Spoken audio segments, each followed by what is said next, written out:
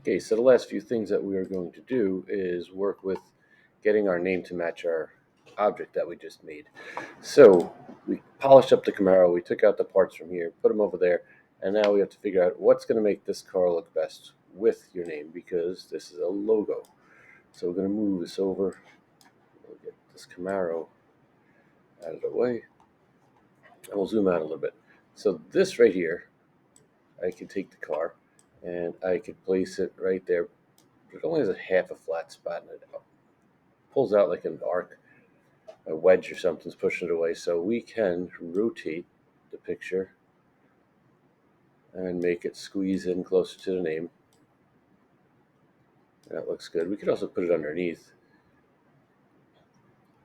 But I think with this one, I like this a lot. But I think we could do a text wrapping. And I showed this to the classes, but maybe we forgot. To get the text to wrap around this vehicle, I need to make a path for it to wrap around. So we're going to need to draw a circle. We go up to the tool here, we're going to grab ourselves a circle, and we're going to surround the car. And if you want it tight, you make the circle tight. You can make it an oval too, and you could also change it after you're working on it. So we'll place that right there. We're going to deactivate this tool because it'll just keep drawing circles. And now, I think since the Camaro's wide and short, it'll look better with a oval rather than a circle. Volkswagen Beetle will probably want a circle. So this one, I'm going to take it, and once this plus symbol that my mouse is holding onto right now touches that, it's going to change the word to a wraparound to meet with that line as its line of reference, and then I can move it around to get it to fit.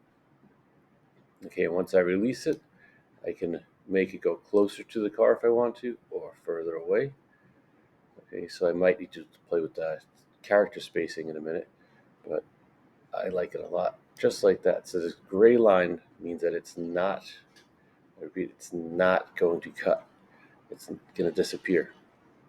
So if you do want other options, you could do, we could do a circle around these so that when you pull this out, you could have the circle pull out. Deactivate that tool.